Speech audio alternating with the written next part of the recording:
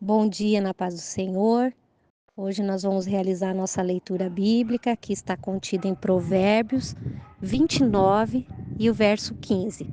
A minha versão fala assim: é bom corrigir e disciplinar a criança. Quando todas as suas vontades são feitas, ela acaba fazendo a sua mãe passar vergonha. Amém. Esse assunto é um assunto não difícil de ser abordado, mas é um assunto que estremece o coração de muitos pais. Mas é necessário ser falado. E esse tema está sendo abordado na nossa Bíblia, né? O que nós percebemos, prezado irmã, prezada irmã? Que muitas vezes corrigir, disciplinar um filho, uma filha, é uma forma de nós darmos sabedoria a essa criança. Que essa criança, ao ser corrigida, ela aprende o que é certo e um dia ela vai agradecer os pais por isso. Nós vemos que a criança que tem todas as suas vontades satisfeitas, cedo ou tarde ela vai envergonhar a mãe, ela vai envergonhar o pai, ou ela vai fazer com que a família passe por um momento de vergonha. Por quê? Porque não é difícil nós vermos cenas embaraçosas, né? Nos supermercados, nos ônibus, na escola, na rua e até mesmo na igreja. E muitas vezes nós percebemos que uma criança, quando ela quer algo que sua mãe não quer ou não pode dar, ela já sabe que se ela fizer um escândalo, a mãe vai acabar cedendo. E essa percepção faz com que a criança recorra sempre a esse recurso para conseguir o que ela quer. Eu vou citar um exemplo.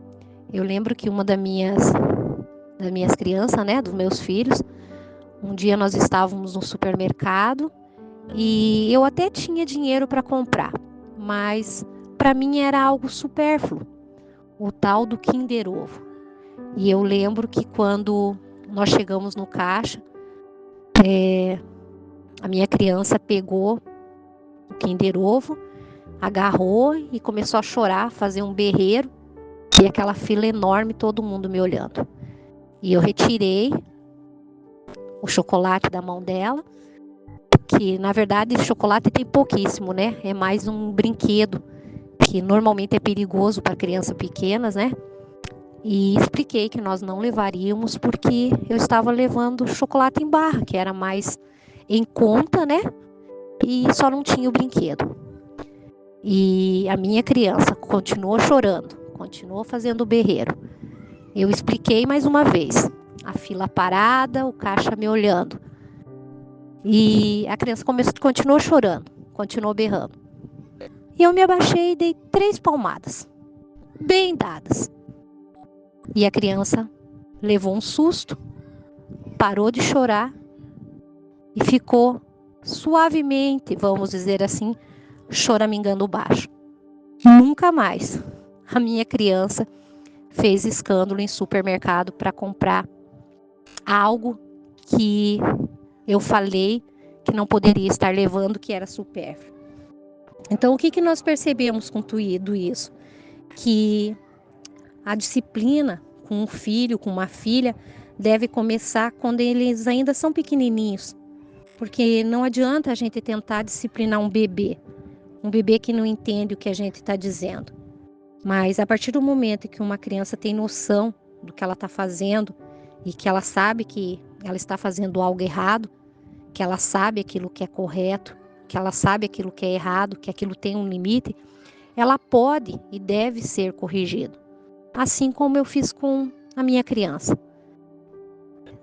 A minha criança deveria ter na época em torno de 4, 5 anos. Eu nem vou mencionar aqui se era Naomi ou Neemias para não os constranger, né? Mas foi aplicada a disciplina, foi aplicada a correção e eu não tive mais problema nesse aspecto. O que eu percebo, querido irmã, querido pai e mãe, né? Que quando nós disciplinamos um filho, uma filha, essa criança passa a compreender que não pode ter tudo o que ela quer, no momento que ela quer, ou o que ela pode fazer o que bem entende. Principalmente a criança aprende que ela tem que respeitar, não somente a mim, mas os pais e as outras pessoas que a rodeiam. Como geralmente somos nós, mães, que passamos mais tempo com os filhos e as filhas, nós temos que tomar um cuidado para a gente não se tornar refém dos nossos filhos, das nossas filhas. Nós temos que impor uma autoridade, deixando evidente que existem regras e que essas regras têm que ser obedecidas e não pode ter discussão. Eu não tenho receio de disciplinar meu filho, minha filha. Eu não tenho receio de corrigir e disciplinar, porque eu sei que são atos de fé e que mais tarde vão trazer benefícios, não apenas para o meu filho, para minha filha, mas também para minha família. E principalmente que Deus está se alegrando da minha atitude. Nós sabemos que alguns pais, algumas mães, preferem defender seus filhos, suas filhas, sempre, mesmo quando eles estão errados. E eles fazem isso perante os professores, perante a família, perante a igreja, perante os amigos, os vizinhos. E quando chega na adolescência, até mesmo diante da polícia. E muitas vezes esses pais não conseguem acreditar que o filho seja capaz de fazer algo errado. A princípio, esses pais defendem a criança ou o adolescente diante de todo esse contexto de amigos, de professores. Mas no futuro, quem sabe, né? Eles não terão de defendê-los diante da justiça. Nós sabemos que os filhos que não aprendem a obedecer às regras da família e à lei desde pequenininho, desde cedo, eles não terão limites que o proíbam de transgredir as regras. E no futuro nós sabemos que essas crianças, esses adolescentes, podem perder o controle das suas decisões, das suas escolhas. Prezada irmã, prezada mãe, prezado pai, acima de tudo, eu penso que nós devemos ensinar nossos filhos o que é a lei de Deus e estimular os nossos filhos, as nossas filhas a obedecer à lei e a defendê-la. Nós não podemos fugir do fato que nossos filhos também são pecadores e que eles precisam obedecer às leis de Deus e às leis da sociedade. Que nós, enquanto pais, enquanto cuidadores, nós devemos estar dispostos a corrigir, a disciplinar com muito amor quando algo estiver errado. Que nós não devemos defender o erro, não. Que nós devemos confrontar o nosso filho, a nossa filha com a verdade, mas sempre de uma forma que o amor se apresente de forma incondicional. Nós sabemos que assim como o Senhor age conosco, nós devemos agir com os nossos filhos, mas nunca ignorando o erro. Vemos que todo pecado provoca uma consequência e nós não podemos proteger os nossos filhos de arcar com as consequências dos seus próprios erros, porque é só assim que o nosso filho, a nossa filha, assumir as responsabilidades para um futuro com maturidade, um futuro com liberdade, um futuro diante da presença do Senhor. Para finalizar minha reflexão, eu gostaria de acrescentar condição de pais, de mães. Nós queremos que os nossos filhos nos respeitem. Nós também queremos que os nossos filhos gostem de nós. E não há nada de errado com isso, a não ser quando isso nos impede de aplicar a disciplina.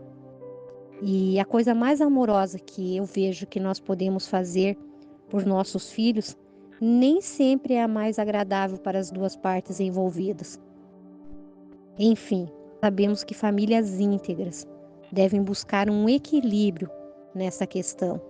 Nós devemos evitar o excesso de rigor, de violência física, atitudes muito extremas, a ponto de irritar os nossos filhos.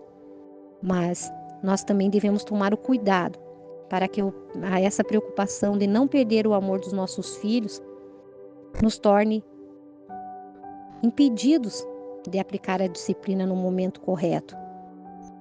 Veja, não é assim que Deus faz para conosco? A Bíblia nos diz em Hebreus 12, 5 e 6: Meu filho, não despreze a disciplina do Senhor, nem se magoe com a sua repreensão, pois o Senhor disciplina quem ama e castiga todo aquele a quem aceita como filho. Glórias a Deus. Nossos filhos podem passar da conta de vez em quando. É normal. E nós também podemos. Mas que benção é quando em ambos os casos nós podemos agir como um pai amoroso, uma mãe amorosa que faz, que pratica uma correção e uma disciplina correta, na forma exata e de forma adequada. Eu agradeço a atenção de todos, que tenhamos um dia abençoado na presença do Senhor e que possamos em todo o tempo encaminhar os nossos filhos pelo caminho correto e reto, o caminho que aos céus conduz. Deus os abençoe.